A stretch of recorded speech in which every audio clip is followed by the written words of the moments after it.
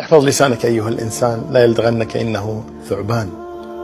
كم في المقابر من قتيل لسانه كانت تخاف لقاءه الأقران.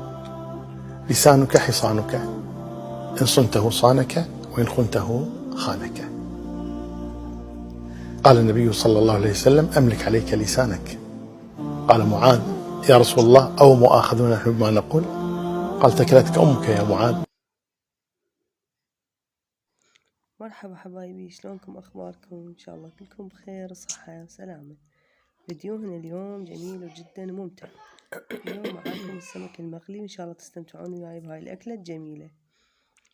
هنا حبايبي طلعته وموعته، وإن شاء الله راح أنظفه وتشوفوا وياي اليوم أكلة كلش طيبة وجميلة.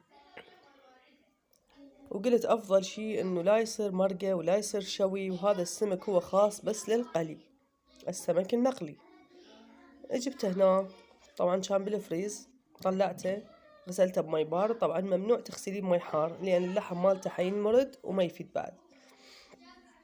وقعدت صفنت لي صفنة، قلت خل أشرب لي استكان شاي وأقوم أنظفه. وهنا نظفته، وحبايبي اعذروني ما شفتوا الطريقة شلون تنظيف، طبعا كلش بسيطة، بس سكين وبس الكشور وبعدين تفتحيها. وهنا بعدني ما غاسلته، راح أغسله كل زين ونبدي نسوي عشانه، وإن شاء الله عشا جميل وطيب ويعجبكم. اعذرونا من الأصوات والصوت المطبق والفلاونزا، والحمد لله والشكر على كل حال. طبعا هاي الخلطة تجنن للسمك القلي، يعني بالذات هذا السمك المقلي. هي طحين، فلفل أسود وكركم وكاري وملح، وإذا عندك سماق بعد أطيب الصير. تخلين هيك السمك وتقلين ويصير يخبل. شلونكم حبايبي؟ إن شاء الله كلكم بخير وصحة وسلامة. شلون أطفالكم وأحوالكم؟ إن شاء الله كلكم زينين. يا رب تستمتعون وياي بفيديوهاتي القصيرة والبسيطة والمتواضعة، ويا رب يحفظكم ويحفظ غواليكم إن شاء الله. أنا كلش أستمتع من أقعد أسولف وأحكي كأنما دا أحكي ويا هواي عالم دا يسمعوني. أشوفكم أكلاتي وأشوفكم فيديوهاتي القصيرة. أنا هنا حبايب قلبي خلصت، قليت السمك مالتنا وشوفوا شكله يجنن. وطبعا تعرفون الأطفال ما يأكلون السمك، فقلت أسوي لهم الأكل اللي يحبوه. يحبون البوتيتا أصابع، ويحبون هذا اللحم، ويحبون الأندومي. راح أسوي لهم أندومي وبطاطا واللحم اللانشون. وحضر طبعا أهم شي المقبلات، طرشي وهاي السوالف ويا السمك، ما نسوي شي وياه. أني وأبوهم وخطارنا حياكلون من السمك، والأطفال هاي أكلهم. وألف الحمد لله والشكر على النعمة.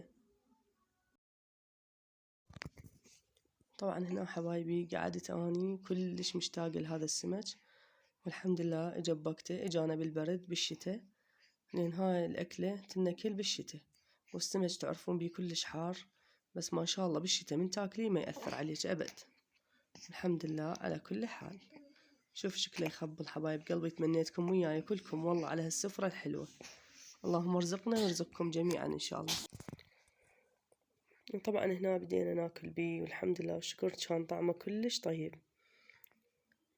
شوفوا هذا الماعون ما شاء الله، بس 3 نفرات بيه، الباقين أكلوا أكلهم الخاص بيهم. أنا ما أسوي بس أكل أنا أحبه، لازم أسأل العائلة كلها، اللي ما ياكل الأكلة اللي نسويها نسوي له غير شي، لين ما يصير حرام علي أنا أسوي أكلة وأغصب العائلة كلهم ياكلون نفسها. وطبعا الحمد لله خلصنا وكملنا ونظفنا، تعرفون السمك وزفرته وكل شي. وهنا قعدنا نتعلل، وهاي الأيام والأجواء النشلة والفلاونزا لازم واحد ياكل هواي حمضيات من البرتقال لالنجي كل شي.